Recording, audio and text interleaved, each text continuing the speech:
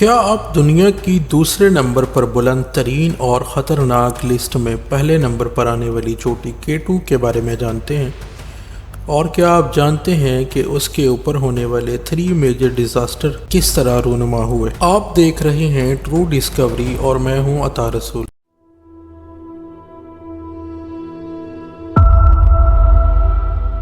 1953 میں ایک American کوپما George بیل نے K2 سے شکست کھانے کے بعد ایک عجیب و غریب بیان دیا۔ اس نے اس پہاڑ کو دی سیویج ماؤنٹین کا نام دیا اور کہا کہ اس پہاڑ کا سر کیا جانا ناممکن ہے۔ اس دنیا میں 8000 میٹر کی کل 14 چوٹیاں موجود ہیں، جن میں سے 5 پاکستان، 8 نیپال اور 1 چوٹی چائنا میں واقع ہے۔ 1956 میں برٹش سرکار نے ایک ٹریگنومیٹریکل سروے کے دوران ان 5 چوٹیوں کو K1، K2، K3، K4، K5 کا نام دیا۔ انہی 5 چوٹیوں میں دنیا کی دوسری بلند ترین اور پہلی خطرناک ترین چوٹی K2 بھی شامل ہے۔ اس کو دنیا کی خطرناک ترین چوٹی اس لیے بھی کہا جاتا ہے کیونکہ اس پر مرنے والوں کی تعداد دنیا کی بلند ترین چوٹی ماؤنٹ ایورسٹ سے بھی کہیں زیادہ ہے۔ شروع میں K2 کو سر کرنے میں سب سے بڑی مشکل یہ تھی کہ K2 پہ جانے کا صحیح رستہ کسی شخص کو معلوم نہ تھا۔ K2 کو سر کرنے کی پہلی کوششیں 1902 میں وکٹر ویسلے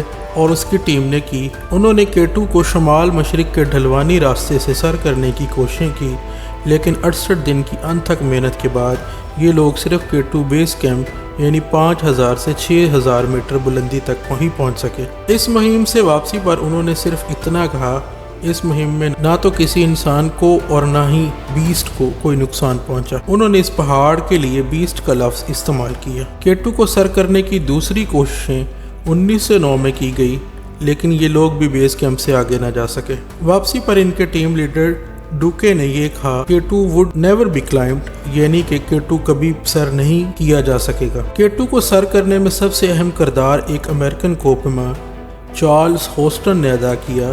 اس نے K2 کا پاکستان کی طرف سے جانے والا مغربی راستہ، جسے آج کل ابروزی روٹ کہا جاتا ہے، دریافت کیا۔ اس نے کہا کہ K2 سر کرنے کا یہ راستہ سب سے آسان اور پریکٹیکل ہے۔ 1939 میں ڈوڈلے وولف اور اس کی ٹیم اس راستہ سے پہلی بار K2 پر 8000 میٹر کی بلندی، جہاں پر آج کل کیمپ 4 ہوتا ہے، اس تک پہنچے۔ لیکن اس سے آگے K2 کی چوٹی کی طرف جاتے ہوئے ان کے ٹیم ممبرز اس پہاڑ پر کہیں کھو گئے اور ان کو ناکام واپس آنا پڑا۔ 1953 میں ایک بار پھر چارلز ہوسٹن اور اس کی ٹیم نے K2 کو سر کرنے کی کوششیں کی، لیکن ان کے ساتھ بھی وہی ہوا جو ڈوڈلے وولف کی ٹیم کے ساتھ ہوا تھا۔ مشہور زمانہ کوپما جارج بیل نے بھی اس بار ان کا ساتھ دی، لیکن اس مہم میں ایک فراسٹ بائٹ کی وجہ سے ان کو اپنی ایک ٹانگ کٹوانی پڑی۔ K2 کو پہلی مرتبہ کامیابی سے سر کرنے کا سہرا اٹلی کے 2 کوپماؤں کے سر جاتا ہے۔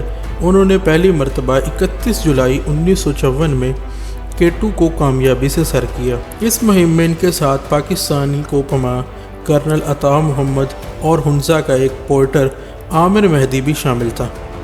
انہوں نے ان کوپماؤں کا سامان 8000 میٹر بلندی تک پہنچانے میں ان کی مدد کی تھی۔ اس مہم سے واپسی پر عامر مہدی کو اپنی ایک ٹانگ گنوانی پڑی۔ K2 کو پہلی بار کامیابی سے سر کرنے کے ٹھیک 23 سال بعد جاپان سے آئے ہوئے کوپماؤں نے K2 کو دوسری مرتبہ کامیابی سے سر کیا۔ ان کی اس مہم میں تقریباً 1500 پاکستانی پورٹر شامل تھے۔ اس کے علاوہ مشہور پاکستانی کوپما اشرف امان بھی ان کے ساتھ تھے۔ اشرف امان کو یہ اعزاز حاصل ہے کہ وہ پہلے پاکستانی تھے جنہوں نے K2 کی چوٹی پر اپنے قدم جمائے۔ 1986 میں پہلی مرتبہ کسی خاتون نے K2 کو کامیابی کے ساتھ سر کیا۔ اس پولش خاتون کا نام وینڈا تھا اور K2 کو سر کرنے کے ٹھیک 8 گھنٹے بعد واپسی پر وہ K2 کے انتقام کا شکار بن گئی اور جان کی بازی ہار گئی۔ یوں بھی کہا جاتا ہے کہ K2 خواتین سے انتقام ضرور لیتا ہے۔ اس کے بعد مختلف ادوار میں مختلف ممالک سے لوگ آتے، کچھ کامیابی سے K2 کو سر کرتے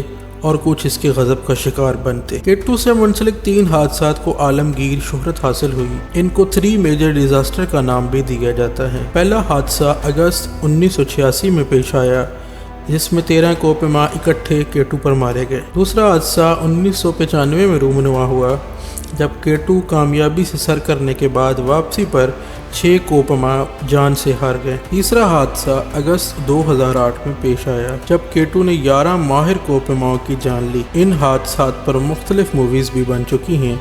अगर आप केटू के मुतल्लिक मूवीज़ देखने का शौक़ रखते हैं तो हॉलीवुड की ये 4 मूवीज़ आपको बहुत पसंद आएंगी, जिनमें केटू 1991, vertical limit, the siren of Himalaya, the summit के नाम शामिल हैं। इन मूवीज़ को देखने के बाद आपको कुदरत की इस शाहकार की वुसअत और खदोखाल को समझने में मदद मिलेगी। वीडियो पसंद आई हो तो लाइक कर दें, शेयर कर दें, कमेंट कर दें। बहुत शुक्रिया।